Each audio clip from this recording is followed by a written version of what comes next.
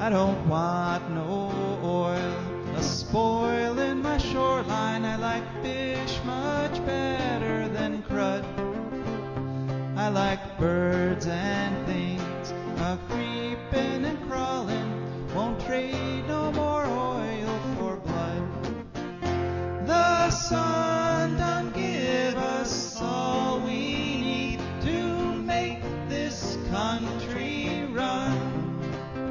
But that black demon oil's got us fussing and fighting, and I do believe it's time we was done. I don't want them nukes run by them kooks who think radioactivity is fun. No more three-headed frogs or kids with leukemia. Nuclear power ain't fit for a dog. The sun done give us all we need to make this country run. But that nuclear power's got us fussing and fighting, and I do believe it's time we was done. No nukes! Good morning, Toledo, and good afternoon, Columbus, and hello to those of you listening on the internet, wherever and whenever you are. My name is Joe DeMare, and I am bringing you a great show today called For a Green Future. For a Green Future is a show where we talk about ecology and the environment, and we talk about them in the ways that affect you, your family, your wealth, your health, your happiness. And we've got a great show lined up for you today. We've got a frequent guest on the program, friend of the show, Diane D'Arrigo, will be joining us at about quarter after. Then we've got some news and views, and Rebecca Wood will be joining us after the break, and she has some spooky Halloween-y type stuff to share with us. And of course, hopefully we'll be hearing from you. We'll be getting some sharing from you folks at 866-240-1065. Call in on any kind of environmental topic. Maybe you watched that show that we talked about last week, the latest David Attenborough show, A Life on This Planet. A lot of people have been watching it. It's really picked up steam since we reported on it. If you did and you liked it, give it a call. Or if you didn't like it, either way, give us a call, 866-240-1065. Then, of course, after our news and views, we have our letter from the future, and that's our show lined up for you today. So, looking forward to it and for spending the next hour with you. Yeah, the sports, we just had a great high-energy sports show there with Black and White Sports, and we're going to have another great sports show with the cheap seats with Mick Gonzalez coming on afterwards. But right now, just between you and me, we're going to be talking about ecology and the environment for the next hour or so. And I noticed something coming in as I was driving in this morning. And yeah, I am back in the studio, finally. Although for some reason, I'm continuing to wear my suit. I don't know why. I just kind of got in the habit of doing that at home during the whole COVID thing. And now I'm continuing. So driving in, and I saw that gas in some places was down to like $1.75 a gallon. And whenever I see cheap gas prices like that, as an environmentalist, it's a little tricky because I know a lot of people are really kind of on the edge financially, especially because of the COVID and people have lost their employment and it's very hard. And so cheap gas prices look like a great boon. But on the other hand, it actually gets people out wasting gas. When gas gets that cheap, $1.74 a gallon, and there's no movies, you can't go to the movies, and not a lot of stuff to do. I know a lot of people are just literally filling their tank up and driving around. And I know that because we live on Main Street in Bowling Green, and there's cars that drive by that, they've purposely modified their mufflers so that they make more noise and more pollution because they like the idea that they're rattling windows as they drive down the street. And cheap gas makes all that possible. And the problem, of course, is that we need to stop having gas altogether. We need to stop putting carbon in the air, and so having it really cheap makes it harder to get that to happen, to push it along. And so all I say it is resist that temptation to literally just drive around burning gas, putting gas in the car. I mean, if you want to go somewhere like a park or something and you don't have a hybrid or an electric car, yeah, I mean, you have to use gas to get there in this society. Although sometimes there's public transportation to places that you don't know about, and that's something to look into. But gasoline, environmentally speaking, is a disaster. It's a disaster where it gets drilled for the oil. Oil fields are often barren wastelands devoid of life. It's a disaster as you refine it. You put tons of pollution into the air making it, and you create all these horrible toxic chemicals to get the octane and things like that. And it's a disaster when you burn it because it's putting CO2 into the air. So don't be fooled by the cheap gas prices. It's still a bad thing, even if it's inexpensive. And one of the bad things gasoline does or is it's a carcinogen. And gas can cause cancer. If you're exposed to gasoline a lot, you can catch cancer. And if you're a regular listener to the show, you know that I have someone close to me who's battling cancer right now. And last year we did a whole program on cancer. And one of the things that I said in that show is that cancer, it's sort of like part of cells in your body. A cell in your body goes, screw this multicellular organism thing. I'm going back to being a single cell organism and just doing whatever it wants to survive, including killing the host.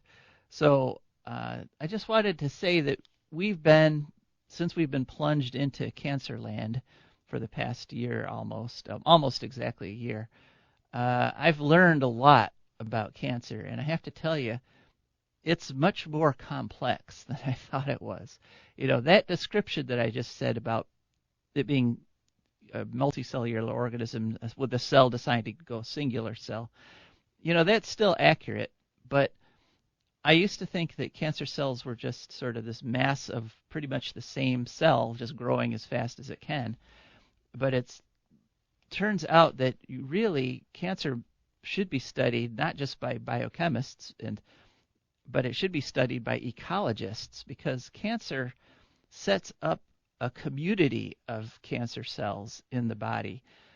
You have different cancer cells that are living off of different things. Some are eating sugar, some are eating amino acids, some are eating protein, some are eating fat. And they live in these clumps, in these tumors, these colonies. And there's actually complex relationships between the cancer cells, as in some of them might metabolize sugar and then put out some waste products. And then the cancer cells next to that cell might actually consume those waste products. And so they really set up kind of an ecosystem in the tumor. It's not just a simple mass of cells. And they also take normal cells and bombard them with chemicals, bombard them with biochemical triggers that turn them into cancer helper cells. They're called fibroblasts, which they're not cancer cells. They're not rapidly growing and dividing, but they're normal cells that have been turned, and they can even turn white blood cells that are normally sent in to attack cancer cells. The cancer cells can send some of them signals and turn them into like a corrupt cop on the beat, that into white blood cells that don't actually kill the cancer cells, but just sort of hang out inside the tumor and produce various things that the cancer cells like. And so this is why cancer is so difficult to eradicate, because it's not just a mass of cells. It's a whole sort of colony of these single-celled organisms that are constantly changing and shifting, and so that's why one treatment will work for a while and then it'll stop working because the cancer evolves, and different kinds of the same cell line will take over. And this is why we still have not beaten cancer. It's so complex. And I'm just beginning to appreciate it, that cancer cells really set up their own ecological systems in the body. So we're working on it, and it's very complex, but it's extremely difficult to defeat this kind of a community of organisms.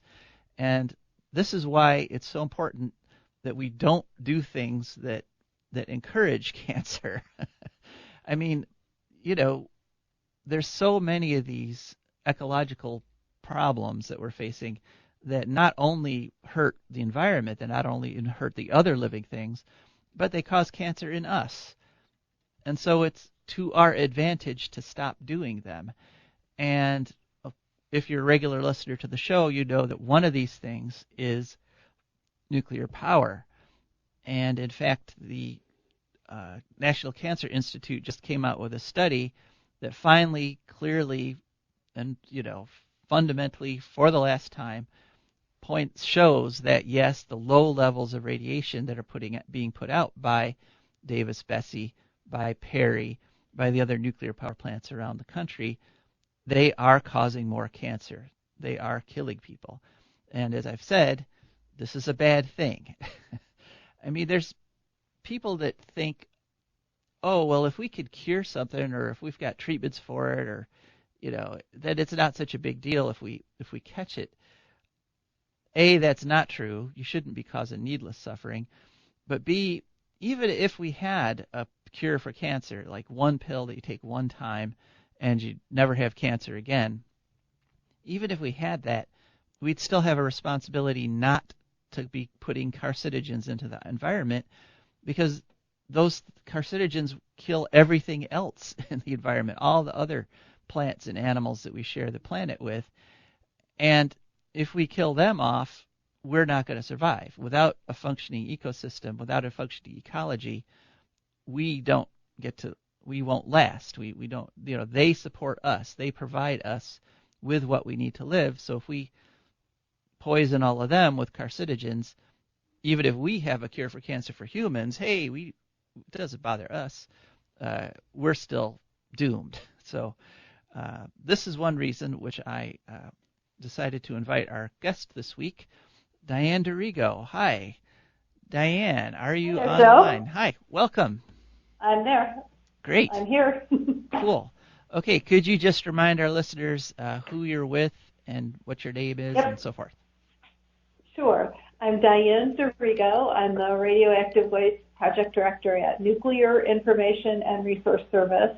We're a national organization with international allies around the world fighting nuclear power, nuclear waste, radiation, unnecessary radiation, weakening of radiation standards, and working for carbon-free, nuclear-free future for all of us. Oh, that's great. I'm glad. Very grateful you folks are out there doing that. There were two things I wanted to talk to you about this week. One is there was recently a study done that kind of proved something that those of us who've been watching the nuclear industry have long suspected, but they actually went back and searched, and that's the relationship between whether or not a country invests in nuclear power and how that affects their investment in truly renewable power like wind and solar. Could you tell us a little bit about that study? Yes. And before I do that, I just wanted to follow on what you had been talking about on cancer and the dangers and risks and inconvenience of it. There's also the fear of cancer.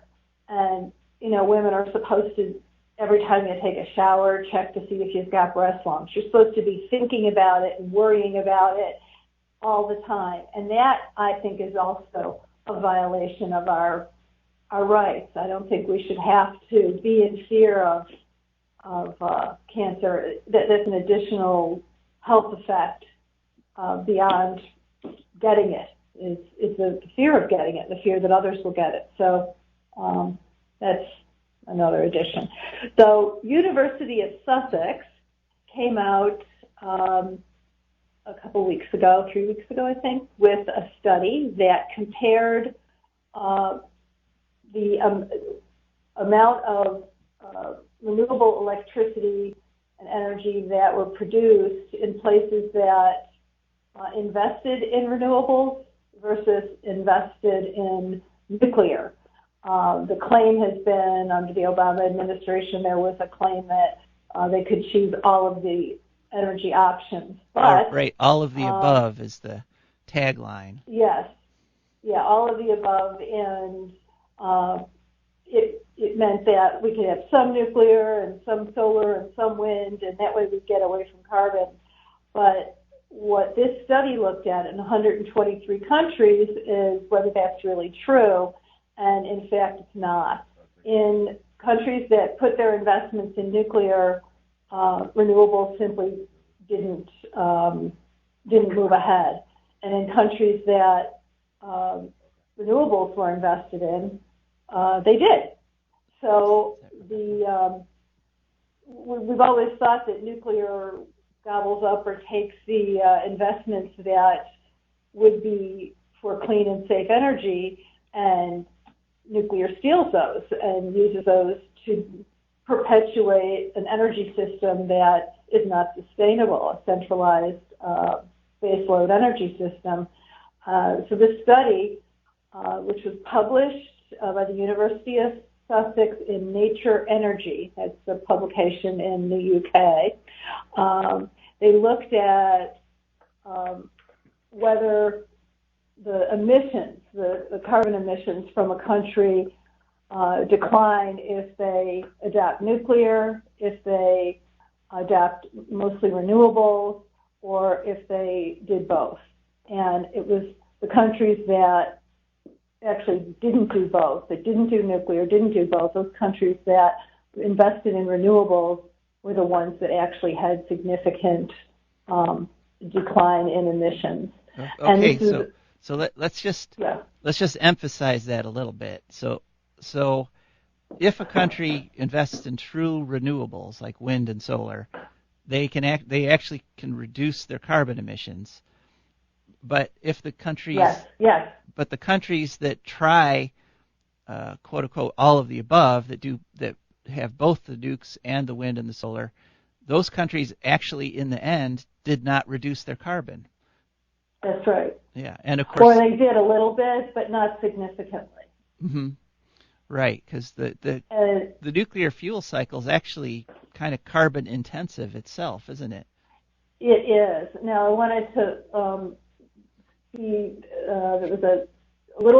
there was an exception in that the very high GDP, gross domestic product, which is, people question whether that's a good indicator, but anyway, that's the indicator that they used distinguishing between high and low per capita GDP countries. That in the high per capita gross domestic product countries, the richer countries, there were some decreases when they invested in nuclear, but it wasn't lasting. And it did not take it, the authors of the account, the researchers said that it did not take into account the costs associated with nuclear waste storage, cleanup, dangers of nuclear accidents, or the fact that those reductions would have been deeper if renewables had been chosen. In lower per capita GDP countries, so developing countries, poorer countries, the conclusions were clear across the board. Okay. So what we're seeing now is the effort by the nuclear industry. They can't get away with it as easily in the United States or other highly developed countries. It's too expensive, so they're going to places where there's less regulatory control or there's less ability to fight it. Yeah, they're pushing their nukes on countries that really don't even have the infrastructure to handle them, let alone handle the waste, which almost nobody's got. So all of the above basically disproven by this study. The whole. Yes, every dollar that a country wastes on nuclear is a dollar that it doesn't invest in renewable energy. and the dollar invested in renewable energy has a better chance of achieving deeper emission reductions, bigger reductions in carbon emissions at a lower cost and without the dangers associated with nuclear energy. So by refusing to choose or doing all of the above, it's a detriment against the fight against climate change and the health and safety of the people and the environment. Okay, great. Well, thanks for talking about that, because that phrase is still being used. And of course, unfortunately, here in Ohio, as I'm sure you're aware, our House Bill 6 did exactly the opposite of what the study says is the best way to reduce carbon. We took funding away from wind and solar and put it into coal and nuclear, and we're still fighting that battle. We haven't given up on it, but we screwed Ohio. It was one of the worst. Yeah, it was one of the worst. I mean, New York did it first, led by Cuomo, the governor of New York, and Illinois did it, and then Ohio and a couple of other states. But it's clear that nuclear can't survive without extra money, and it's a very strong lobbying effort. I just saw a interview or a presentation by Nuclear Energy Institute, and the Nuclear Energy Institute, which represents the nuclear power industry, said that they have worked so hard to make sure that nuclear is kept in the conversation in the Green New Deal. So that hasn't just happened. That has happened at the effort and strong effort of the nuclear industry. Right. There's no grassroots demand for nuclear. There's just the people who literally live on it and profit on it personally. They're the ones pushing it on the rest of us. But Diane, so that was one thing I wanted to talk to you about. But there's something else we need to talk about. Another outrageous thing that there's still time for us to comment on and get some. Still time for us to fight. So could you tell us a little bit about that? Yes. Over the years, the nuclear power industry has, and its regulatory agencies, the Department of Energy was not a regulator, but it's a promoter, the Nuclear Regulatory Commission, the Environmental Protection Agency, and the Department of Transportation in the U.S., and then some states, led mainly by Tennessee, but now numerous other states, Ohio also, but largely Tennessee was the first, have been pushing to allow radioactive waste to be deregulated or treated as if it's not radioactive.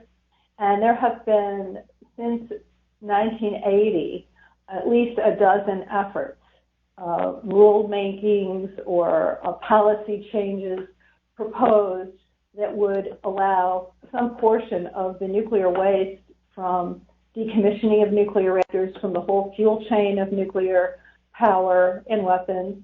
Actually, this is a nuclear power and weapons threat. The waste from that whole shared fuel chain, it costs money and resources to isolate materials for thousands and millions of years, or to even attempt to, or to bring them to centralized places that are intending to try to isolate it. And that isn't working, but it's money that the industry and the regulators don't want to have to expend. Therefore, they're pushing to declare the waste. They have pushed to declare the waste below regulatory concern and treat it as if it's not radioactive. When that effort was initiated in the late 80s, 16 states in the U.S. passed laws or resolutions, 14 of them laws and regulations, requiring nuclear waste to stay regulated in those states. And Ohio is one of those states that have passed laws requiring continued nuclear regulatory control over radioactive waste. The public has stopped the efforts, as I said, over a dozen times in that time frame. We've also gone international to try to block the international efforts. Weren't as successful with that, and internationally, the United Nations International Atomic Energy Agency and other international agencies have adopted some allowable level below which you don't have to regulate. Anyway, we've stopped most of the efforts, and in the U.S. we've certainly stopped them. So the Nuclear Regulatory Commission came back earlier this year with a proposal called VLLW. They're saying it's very low-level waste. However, the VLLW waste, which we're calling very long-lasting and very large lies about nuclear waste, actually would deregulate and release pretty much all of the nuclear waste, like the entire nuclear reactor, the concrete, the soil, the base mat, the components, the parts, except for the irradiated fuel, and allow it to go to disposal sites or places that don't have nuclear licenses. And they're doing it they're proposing to change the interpretation of the regulations. The regulations now say you have to keep nuclear waste in the hands of a company or a person that has a license for nuclear materials. And this change in the interpretation of the rule would say it doesn't have to go to someone with a license. If there's a solid waste landfill, if there's somebody with the back 40 that they want to make some money off of, if it could go to a hazardous waste site, those entities can apply to the Nuclear Regulatory Commission, answer 5 questions, and if the NRC decides that they would probably not give off more than 25 millirems a year, that's the amount that a regular licensed waste dump gives off. That's the amount that a licensed nuclear reactor is limited to giving off. So they're saying that your little landfill in your community, your big solid waste landfill in your region, could take the nuclear power waste.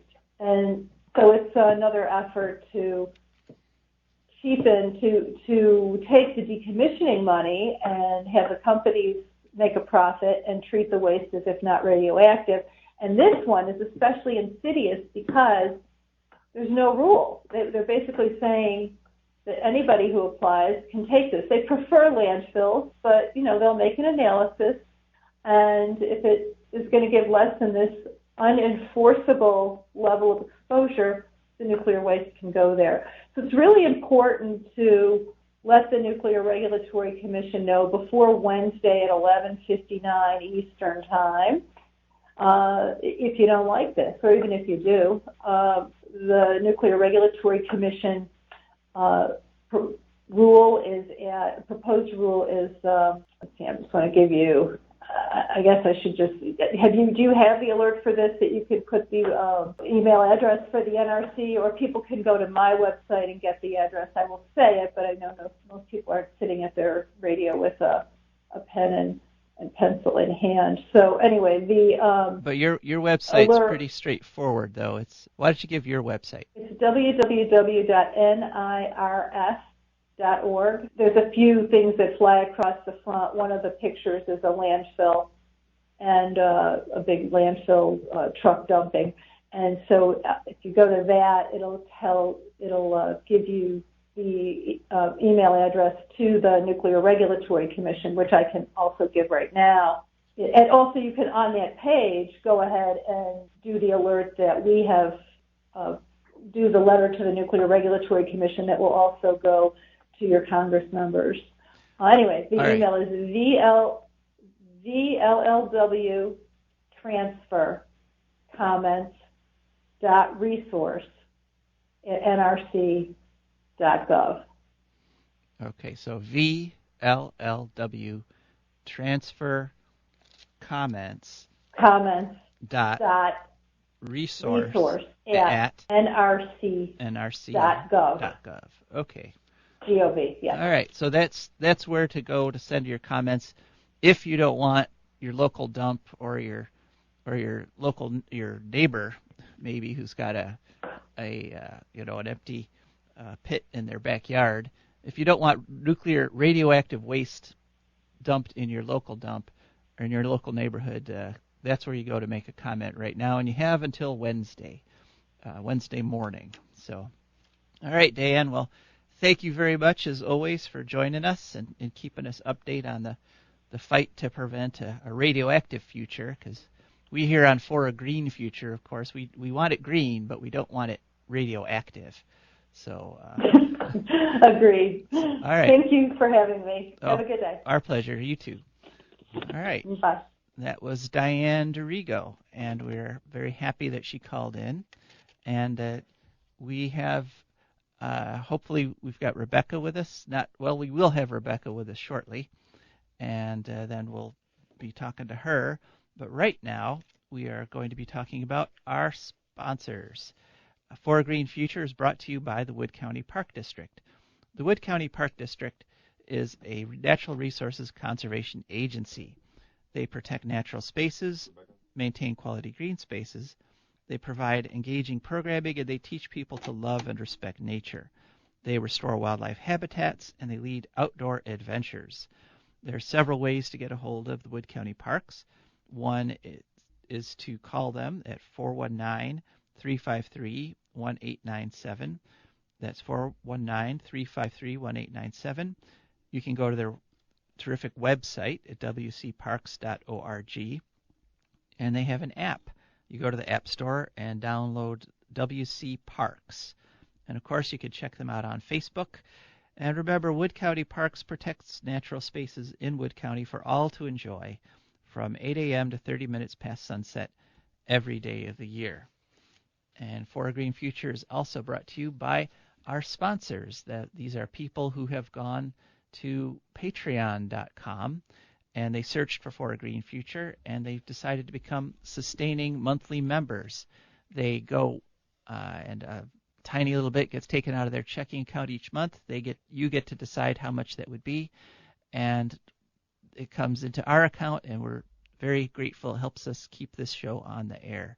So please consider becoming a patron by going to patreon.com and searching for a Green Future. All right, Rebecca, are you with us? I am. Hooray! How are you doing? All right. How about yourself? Good, good. Yeah, we're moving right along there, and Diane told us about yet another attempt to just dump radioactive waste anywhere and everywhere. So that's an important thing to know. Every week, when we do our Eco News and Views section, I try to pick out a couple of important things, because in terms of the environment, it's like a fire hose. There's tons of things happening all the time. But for this once a week show, I try to pick the one or two or three or four really important ones that kind of have a long-term implications that could change things for a long time if we don't do something about them. And so my first Eco News story is one of these stories, because there's a fella, his name is William Perry Pendley, and he's an appointee. Trump appointed him to be the Deputy Director of Policy and Programs at the Interior Department at the Bureau of Land Management. And what is going on with him? Right now, he is the illegitimate Deputy Director of Policy and Programs, because a federal judge, Judge Brian Morris, the district judge, federal court judge, ordered him out of office. He said, "You must leave. You cannot have that position." And the reason is that he was appointed by Trump illegally. Trump didn't follow the proper procedures to appoint him. And he's the deputy director. There is no director of policy and programs. There's no one in that office. So what he did as deputy director is he issued a directive, and the directive said, hey, as long as there is no actual director, I, the deputy director, have all the authority of a director. And so... it's like Napoleon snatching the crown out of the hands of the Pope or something. Okay. Right, yeah. I'm just going to declare that I am the deputy director, Joe. Yes. It's me. I'm the deputy director. I'm in charge. Right. The deputy director. I have no authority to say this, but it's true because I said it. Yes, and look, it's on letterhead. Yeah, he I use issued it letterhead. on That's what I letterhead. need. Yeah, I saw the Yeah. actual letter. It's got like a little seal kind of thing at the top. Okay, But well, I could probably manage a head with letters. yeah. Yeah. So That's the closest I can do. so he issued this thing and started making all kinds of decisions, and not surprisingly, because before he did this, he was in the fossil fuel industry. In fact, he was a lobbyist for the fossil fuel industry. And as soon as he issued himself the authority, he started opening up lots and lots of public lands to oil and gas drilling. And oh, golly. and so the federal judge way back last spring said, you can't be doing this. You weren't appointed. You are violating. There's two direct things that he's violating. One is the Constitution. There is something called the appointment clause in the Constitution that describes how people get put into positions like this, and they're just flat out violating it. Just so much for the whole, we support the Constitution. Yeah, we support the parts of the Constitution that we want to support, and we ignore and we break the parts of the Constitution that we don't want to support. But then there's also, on top of that, there's a law called the Federal Vacancies Reform Act, and they're violating that very directly. And so this judge just said, you know what, you're breaking the law. You've got to stop. And what has happened, and the reason this is a long-term and important story there about William Perry Pendley, is that he has refused to leave. He said, the judge told me I have to go. I don't accept this. I'm staying. And he's continued. Yeah, go ahead. He would prefer not to, basically. Right. Yeah. like that. Who was that story by? But was it Nathaniel Hawthorne or the other guy who did Moby Dick? I forget. Yeah, I can't. Bartleby. Yeah. I would prefer not to. He sits there and yeah. It's kind of like, if somebody commits a crime and they get right. they get sentenced to prison, the judge says, I hereby sentence you to 5 years in prison. And the defendant basically gets to say, no, I don't want to do that. I'm not going to go. And I think I'd rather not. I'll pass. I'm good. Right. Great. And so the reason this, so way back in the spring when the judge was saying you can't keep doing this, can't keep being the deputy director, acting like the director, Trump said, oh, well, then I'll just appoint him. And so he put his name out there for a possible appointment, and the reaction was so bad, this was in July of this year, that he actually pulled the guy's name. And the reason the reaction was so bad is because this guy is kind of crazy, and he's got all kinds of public statements that sort of demonstrate this. And there were so many, and I don't like to repeat all this kind of drivel that he's gotten out there.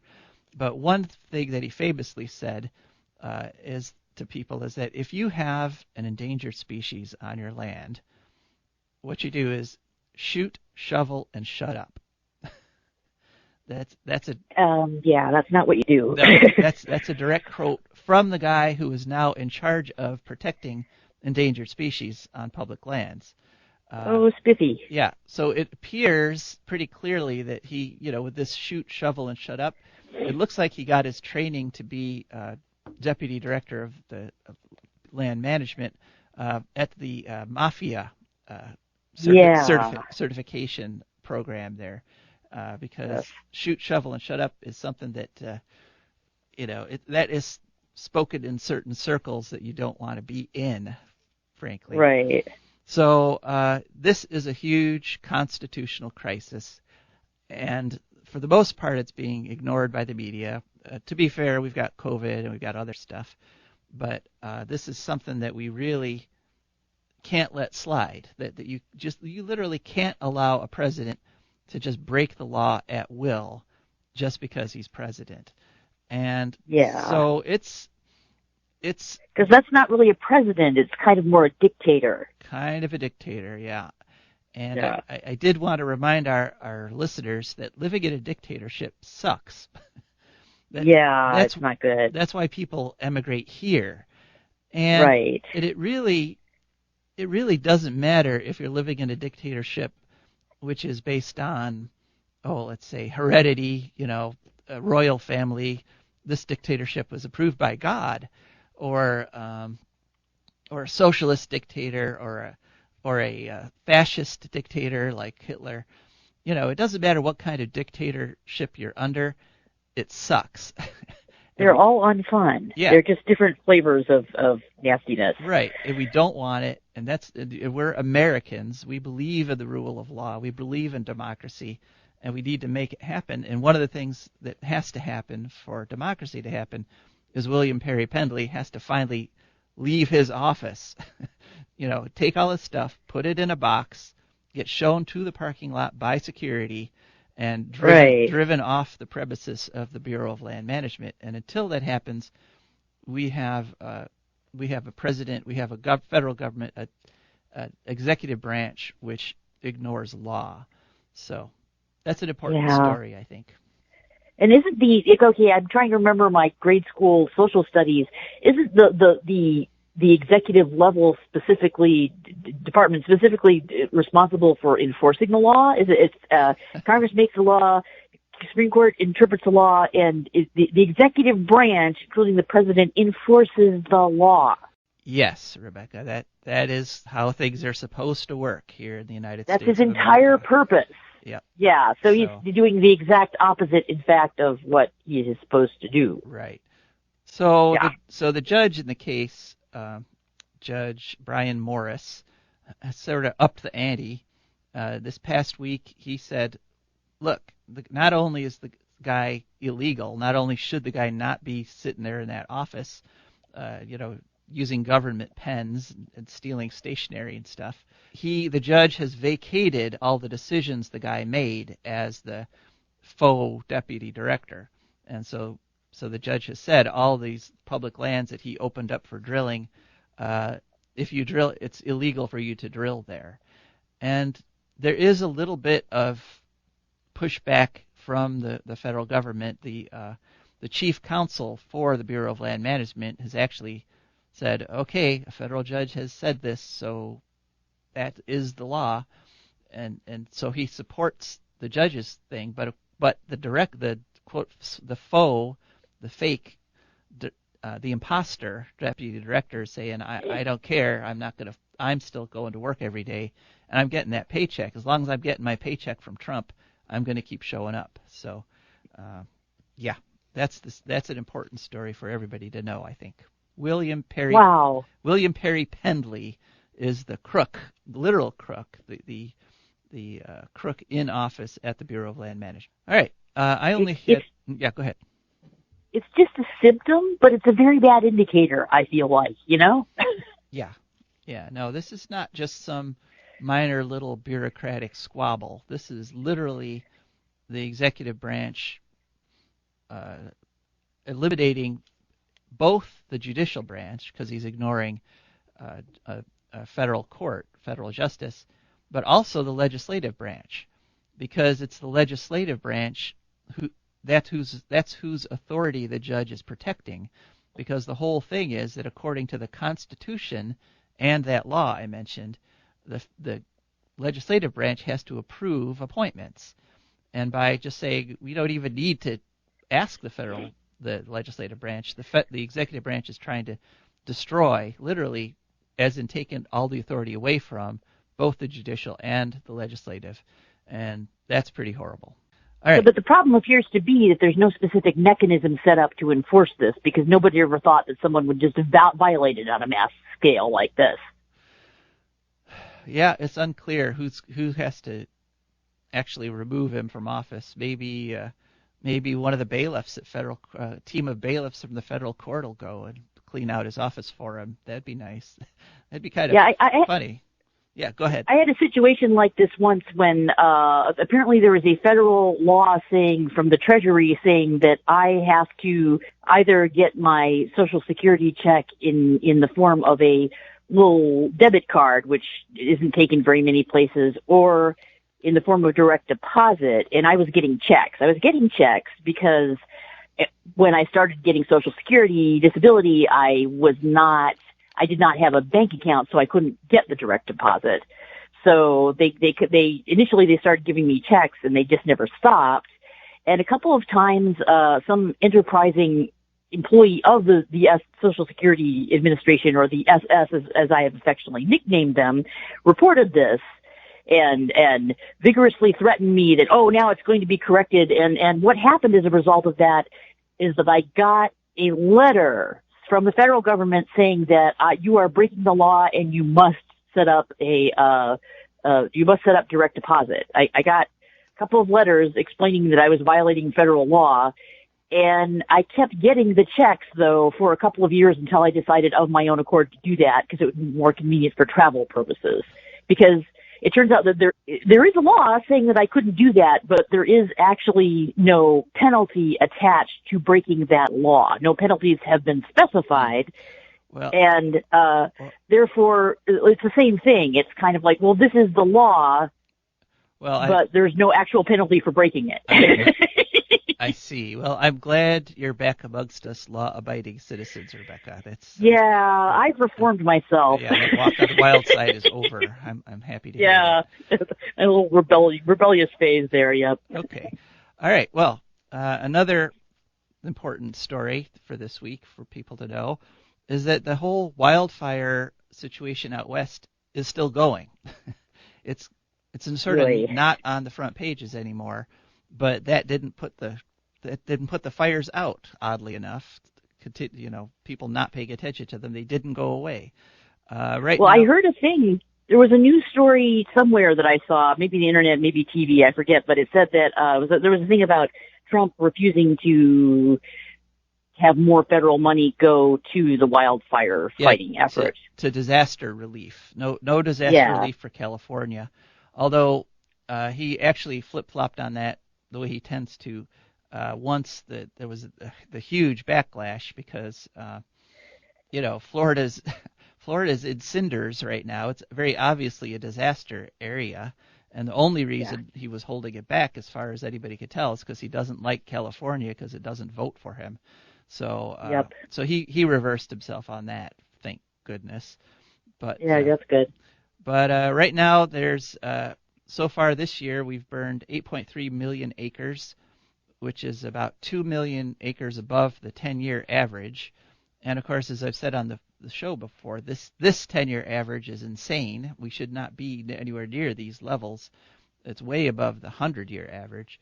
Right now there's 63 large fires burning, and 7 fires that have been contained. So we are down from the 99 where we used to be a few weeks ago, but 70 big fires still go on, 63 uncontrolled and only 7 contained. That's still big news. There's still evacuations being ordered in Colorado and Utah. In Utah, there's been multiple homes lost. In Colorado, the largest fire in state history is continuing to burn. It's the Cameron Peak Fire somewhere near Fort Collins. And so, like I say, just because the mainstream media stops paying attention doesn't mean that this goes away, that the fires are continuing. And it looks like the weather for the next few weeks is going to favor fires, some more fires going. So this story is not over. And we'll continue to cover it, even if nobody else does. I watched some movie somewhere where somebody asked a journalist, what would you do if it was the end of the world? And the journalist said, well, just tell me where I could put my camera to cover it. There you go. I kind of feel like that sometimes on this show. It's like, which stories do we cover? What's happening? Oh, man. All right. But on a lighter note, I understand, Rebecca, you have some sort of spooky stuff for us as we approach Halloween. A little bit pumpkins. I'm doing pumpkins because Halloween. Pumpkins are a cultivar of winter squash, it turns out, which a cultivar, as I had to look it up to make sure, it's a plant or an animal that human beings made into a different kind of plant or animal, a subspecies, basically. So like your classic example would be dogs. Okay, I think cultivars are just plants. Anyway, in the same way that we took a wolf and made it into poodles and dachshunds and all that stuff. We made pumpkins. We made winter squash into pumpkins. It refers to mostly round and orange winter squashes. But yeah, they originated apparently in northeast Mexico. They're one of the oldest cultivated plants, first used between 75,000 and 5,000 BC. They're grown around the world except for in Antarctica, which I didn't know. And they have lots of vitamin A, which is cool. Okay. And no, not much farming in Antarctica. Sorry. Yeah, no. Yeah, it's not a good place for farming in general, I'm going to say. But that might change. But if it does, some negatives will come with that. Yeah. So, yeah, but okay, they originated in UK, or no, jack-o'-lanterns, which are made out of pumpkins. They originated in the UK because people used to use turnips for them, and also some very long mango shirtles, which are giant beets, were used to make jack-o'-lanterns. And all this is apparently associated with, I'd never heard of this before. It's associated with a legend of somebody called Stingy Jack, who was a guy. He was very bad. He drank a lot. He was dishonest. He was a liar and a cheat. And one day the devil came to take his soul. So Jack saw him coming and was like, oh, please, can't I have one last drink at the pub? So they go to the pub, and somehow he was like, oh, darn it, Dad, I forgot my wallet. Where's my credit card? Can you turn yourself into a silver coin, Satan, so that I can buy this drink? So Satan did, and Jack put him in his pocket next to a crucifix so he could not change back into his real form. And therefore the devil could not take his soul for 10 years. And the end of the 10 years, the devil comes back, and the devil apparently is not very bright in this legend, because Jack is all, but I'm so hungry. Can't you just climb up in that apple tree and get me an apple, Satan?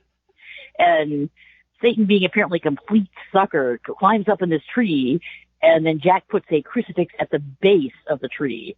And before Satan can come out, he has to promise to never take Jack's soul.